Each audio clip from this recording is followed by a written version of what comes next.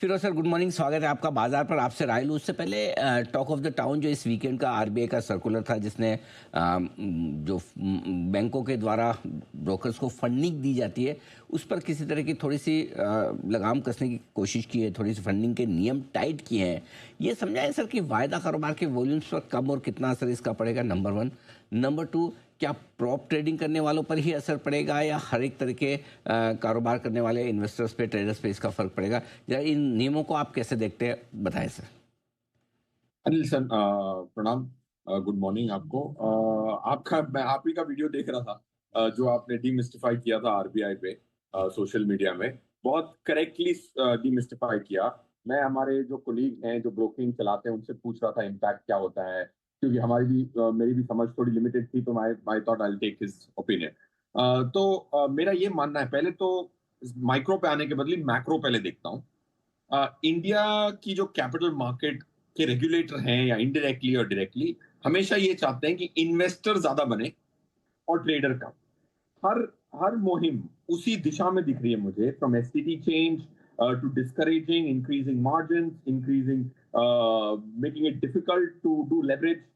हमारा जो trader environment से ज्यादा इन्वेस्टर की एनवायरनमेंट पे ज्यादा फोकस है, अनलाइक यूएस।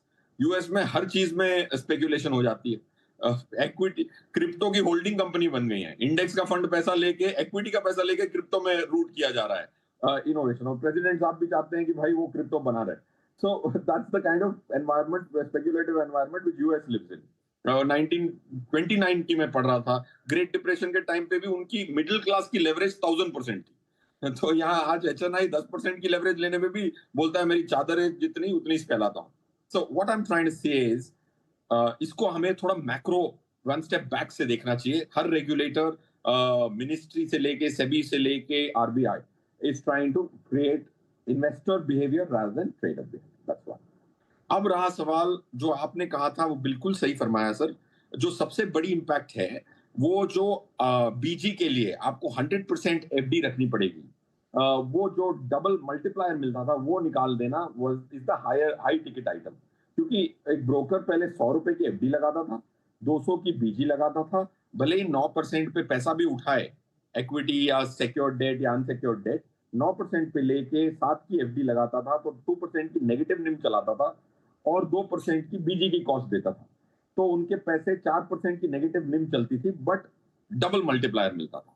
वो अब डबल मल्टीप्लायर नहीं मिलेगा, तो ब्रोकर की जो मार्जिन रिक्वायरमेंट है उसमें एक्चुअल कॉस्ट में थोड़ा सा इंपैक्ट पड़ेगा। सेकंड बात ये है कि जो हेयर कट है, उसमें ज्यादा इंपैक्ट नहीं है। स्टॉक्स की जो हेयर कट है उस पर ज्यादा इंपैक्ट नहीं है। जैसे आपने भी कहा था, छोटे ब्रोकरों को तकलीफ ज्यादा होगी, इकोनॉमीज ऑफ स्केल काम बेहतर होगा, बट एक लॉन्ग टर्म बेनिफिट ये है कि एंट्री बैरियर थोड़ी डिफिकल्ट हो गई ब्रोकिंग बिजनेस के लिए। That's the long term silver lining in the dark. ठीक बात है। तो ये थोड़ा सा इंटरेस्टिंग तरीके से आपने बताया। अब सर ये बताएं कि क्या वाकई में कुछ फ़र्क पड़ेगा बाज़ार पर, इम्पैक्ट कॉस्ट पर? और ये क्या ज़्यादातर प्रॉप ट्रेडर्स को या हाई फ्रिक्वेंसी ट्रेड करने वाले लोगों को ही फ़र्क पड़ेगा, या आम छोटे रिटेल ट्रेडर पर भी इसका असर आएगा? इतना असर नहीं आएगा अनिल साहब, बिकॉज देखो, आम रिटेल निवेशक की जो कॉस्ट है, एमटीएफ की कॉस्ट देख के कोई भी घबरा जाए। कोई 13% पे एमटीएफ दे रहा है, कोई 12 पे दे रहा है, कोई 14 पे दे रहा है, तो ऑलरेडी वो पास ऑन नहीं हो रहा है द बेनिफिट। ये जो इकोनॉमीज ऑफ स्केल वाले हैं, हाई फ्रीक्वेंसी ट्रेडर, उनकी आप देखेंगे उनकी काफी कॉस्ट कम है। जैसे होम लोन की दरें भी कम होती हैं तो इमीडिएटली बैंक पास नहीं करती, वैसे ही वो पास ऑन नहीं हो रहा है। तो I don't see a large impact for retail trader.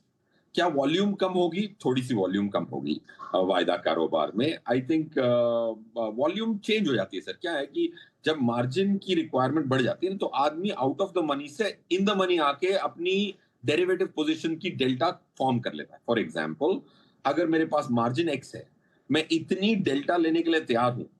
Margin x है, डेल्टा मेरा वाई है। अगर मार्जिन बढ़ जाती है तो मैं डेल्टा को वाई रखने के लिए 2 स्ट्राइक नीचे आ जाऊंगा, तो डेल्टा वापस वाई पे पहुंच जाएगी। So this is how a delta हेजर थिंक्स, कि मार्जिन की वजह से मैं अपनी पोजीशन नहीं घटाऊंगा, स्ट्राइक चेंज कर दूंगा। बिल्कुल परफेक्ट, ये बिल्कुल आपने अच्छे से समझा दिया। अब ये बाज़ार के डायरेक्शन को समझाएं सर। क्या लग रहा है सर, मार्केट अब जाकर थोड़े दोनों तरफ के व्यू बड़े स्ट्रॉन्ग आ रहे हैं। जिनको खराब लगता है उनको खराब ही लगता है कि भाई सब चीज़ों पे बाजार चलता नहीं है, एफआईज तो बेच ही रहे हैं, कुछ नहीं होगा भारत का, ये ऐसे ही ठंडा पड़ा रहेगा मार्केट। दूसरे लोग थोड़े मजबूती वाले भी कि यार सब कुछ चीज़ें निकल गई, अब तो पीछे हो गई, अब ज़्यादा कोई समय नहीं है, अब कब चलेगा वही देखने वाली बात है। आप किस कैंप में? मैं एक कैंप में ये हूं कि लॉन्ग टर्म तो मीडियन रिटर्न, निफ्टी की मीडियन रिटर्न है 11, मीन रिटर्न है 14। मीडियन मतलब आधा समय उससे ज्यादा, आधा समय उससे कम। मीन में क्या होता है कि एक साल 30-35 दे देती है तो मीन ऊपर आ जाता है, तो वो देखना मुनासिब नहीं है। So what is the probability that Nifty will deliver more than mean return? मेरा अनुमान है कि 95% चांस है कि मीडियन से ज्यादा कंपाउंडिंग निफ्टी देगी फॉर द नेक्स्ट 3 इयर्स। वो क्यों इस नतीजे पे पहुंचा हूं, बहुत सारा मैथ है फिर भी गलत चले जाते हैं, इसीलिए 5-7%, 8% की प्रोबेबिलिटी भगवान के लिए रखते हैं। Coming back to short term में मार्केट क्या होगा, सिर्फ डिमांड सप्लाई पे आधारित है। क्योंकि मैं अपनी दुकान बंद करके कल सुबह आता हूं तो बिजनेस में तो कोई फर्क नहीं पड़ा, भाव में फर्क पड़ गया। Fundamentals don't dictate short periods, of course. मैं आपको क्या कह रहा हूं, तो इसमें दो आंकड़े बहुत इंटरेस्टिंग। जुलाई से एफआई का जो लॉन्ग शॉर्ट पोजीशन एक क्रिटिकल लेवल से नीचे रहा है। एफआई की लॉन्ग्स 80 से कम, मतलब शॉर्ट्स जो हैं 80 से ज्यादा रही। जुलाई में 9% सिर्फ लॉन्ग था, 14% लॉन्ग था। वैसे करते करते अक्टूबर 24 लास्ट ईयर को वो 80% शॉर्ट्स में स्लिप हुए थे। उसके बाद ये पहली बार फरवरी में 7-8 फरवरी को वापस उन्होंने अपनी शॉर्ट पोजीशंस कम की।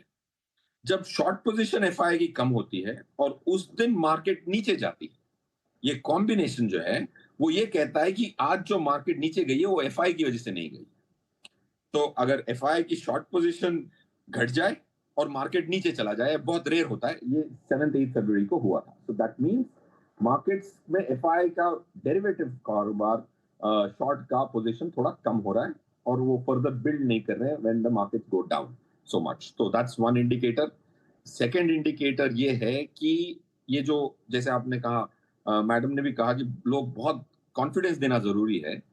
S&P 500 की जो वॉलेटिलिटी है लास्ट कैलेंडर ईयर की 18% की स्टैंडर्ड डिविएशन है। एक्सेल शीट को अगर आप खोलें, S&P की डे एंड को डालें, निफ्टी की डे एंड की वैल्यूज डालें लास्ट ईयर की और स्टैंडर्ड डिविएशन कैलकुलेट करें तो S&P की आती है 18 और निफ्टी की आती है 11.72।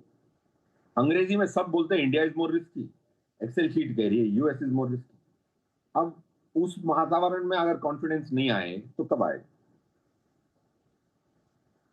बिल्कुल ठीक बात है।